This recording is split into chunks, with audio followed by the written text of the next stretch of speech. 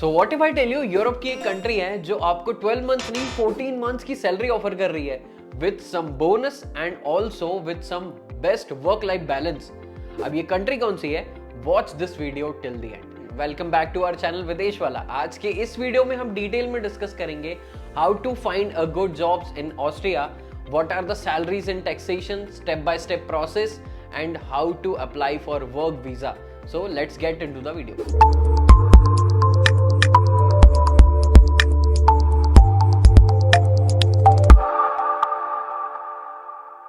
तो सबसे पहले बात कर लेते हैं सैलरीज एंड टैक्सेशन की। सो अगर आप इसमें एप्लीकेशन कॉस्टिंग की बात करें सो वो रहेगी आपकी अराउंड 160 यूरोस के आसपास रहने वाली है। एंड अगर आप एवरेज सैलरी की बात करें तो वो रहेगी आपकी 52,000 यूरोस पर ईयर। एंड अगर आप इसे मंथली कैलकुलेट करते हैं तो वो जाएगा अराउंड 4,000 यूरोस पर मंथ के अकॉर्डिंग।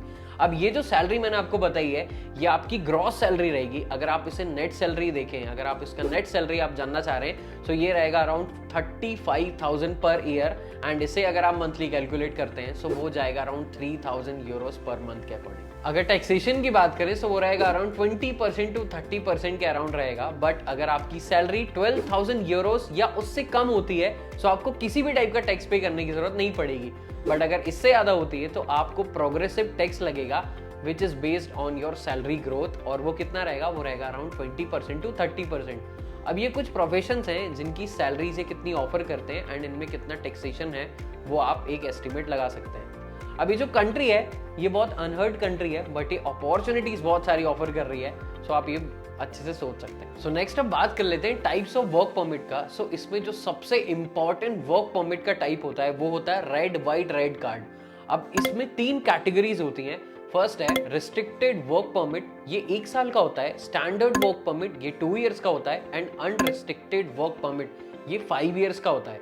अब इसको थोड़ा डिटेल में समझ लेते हैं। सो जब आप ऑस्ट्रिया में आते हैं तो आपको 1 ईयर का रिस्ट्रिक्टेड वर्क परमिट मिलता है। अब जब आप ये 1 ईयर कंप्लीट कर लेते हैं तो आपका ये जो वर्क परमिट है ये कन्वर्ट हो जाता है स्टैंडर्ड वर्क परमिट में जो 24 मंथ्स का रहता है which is like 2 years of your standard work permit. अब जब आप ये 2 इयर्स भी कंप्लीट कर लेते हैं तो आप एलिजिबल हो जाते हैं 5 इयर्स के अनरिस्ट्रिक्टेड वर्क परमिट के लिए। अब जब आप ये 5 इयर्स भी कंप्लीट कर लेते हैं तो आप आपकी स्पाउस वीजा के लिए भी अप्लाई कर सकते हैं। आप आपकी फैमिली को भी यहाँ पर बुला सकते हैं एंड उनके साथ में भी आप ऑस्ट्रिया में रह सकते हैं। अब एक और जो टाइप होता है वो ऑस्ट्रिया आपको ऑफर करता है वो होता है जॉब सीकर वीजा। अब ये 6 मंथ के लिए वैलिड रहता है बट आपके पास में किसी भी टाइप का जॉब का ऑफर नहीं होना चाहिए। आप क्योंकि जॉब सीकिंग के लिए यहाँ पर आ रहे हैं इसलिए जॉब सीकर वीजा ऑस्ट्रिया आपको ऑफर करता है। सो जो अगला जो टाइप होता है वो आपको ऑलमोस्ट सारी यूरोपियन कंट्रीज में मिल जाएगा, वो है यूरोपियन ब्लू कार्ड। अब इसमें जो सैलरी है वो आपकी 1.5 टाइम्स ज्यादा होनी चाहिए रेड व्हाइट रेड कार्ड से। सो इसलिए हम इस वीडियो में इसे ज़्यादा डिटेल में डिस्कस नहीं करेंगे। सो अब जो सबसे इंपॉर्टेंट जो इसके पहले भी अपन ने डिस्कस किया था रेड वाइट रेड कार्ड, अब इसे थोड़ा सा समझ लेते हैं कि इसका प्रोसेस क्या रहता है। सो इस वर्क परमिट टाइप में एलिजिबल होने के लिए आपको पॉइंट बेस्ड सिस्टम को क्लियर करना पड़ेगा। अब ये जो पॉइंट बेस्ड सिस्टम होता है इसमें एक कैटेगरी होती है हाई स्किल्ड वर्कर की। अब इसमें आपको 70% स्कोर करना पड़ेगा आउट ऑफ 100। अब नेक्स्ट जो एक और जो कैटेगरी होती है वो होती है स्किल्ड वर्कर की जिसमें आपको 55% स्कोर करना पड़ेगा आउट ऑफ 90। सो ये जो पॉइंट बेस्ड सिस्टम होता है इसमें 3 से 4 कैटेगरीज होती हैं। सो सबसे पहली जो कैटेगरी होती है वो होती है एजुकेशन क्वालिफिकेशन। अब इसमें आपका जितना अच्छा क्वालिफिकेशन रहेगा आपको उतना अच्छा स्कोर वहां पर मिलेगा, आप उतना अच्छा स्कोर वो कर सकते हैं। नेक्स्ट जो आता है वो आता है वर्क एक्सपीरियंस। अब आपका जितना अच्छा एक्सपीरियंस रहेगा प्रीवियस आपकी जॉब का या जो भी आपके पास में स्किल्स है उनका, उसके अकॉर्डिंग आप बहुत अच्छा स्कोर कर सकते हैं। नेक्स्ट आता है लैंग्वेज स्किल्स का। आपके पास में अगर आप इंग्लिश स्पीकिंग आप बहुत अच्छी आप इंग्लिश बोल लेते हैं तो बहुत अच्छी बात है, बट ऑस्ट्रिया में आपको जर्मन लैंग्वेज का भी डोमिनेंस देखने मिलेगा। सो अगर आपकी कमांड उसमें अच्छी है जर्मन लैंग्वेज में सो ये आपके लिए एक बोनस का काम करेगा क्योंकि आप इससे एक्स्ट्रा मार्क्स जो है वो स्कोर कर सकते हैं।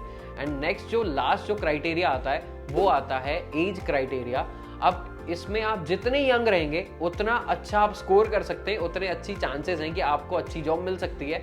लास्ट आपको यहाँ पर 45 एज तक अब ये लोग एक्सेप्ट करते हैं। सो ये कुछ 3 से 4 कैटेगरीज थी जो इस वर्क परमिट में आती है। सो ये तो हो गई work permit types and eligibility criteria की बात। अब ये समझ लेते हैं कि इसके लिए अप्लाई कैसे करते हैं, तो स्टेप बाय स्टेप इसकी प्रोसेस समझ लेते हैं। तो सबसे पहले आपके पास में जॉब ऑफर होना चाहिए, एंड ये जॉब ऑफर जो आएगा वो आएगा जॉब से। तो ये है कुछ ट्रस्टेड एंड जेन्युइन वेबसाइट्स जिनके थ्रू आप अच्छी जॉब है वो फाइंड आउट कर सकते हैं। बट अगर आपके पास में यूनिक स्किल है, सो आप उसके बेसिस में भी एक अच्छी जॉब फाइंड आउट कर सकते हैं और अच्छी जॉब मिल सकती है आपको आपकी यूनिक स्किल के बेसिस में। अब आप ये सोच रहे होंगे कि अब आपकी जो स्किल है ये कैसे इनके जो क्राइटेरिया या इनकी जो डिमांड्स है इनके अकॉर्डिंग मैच करेगी।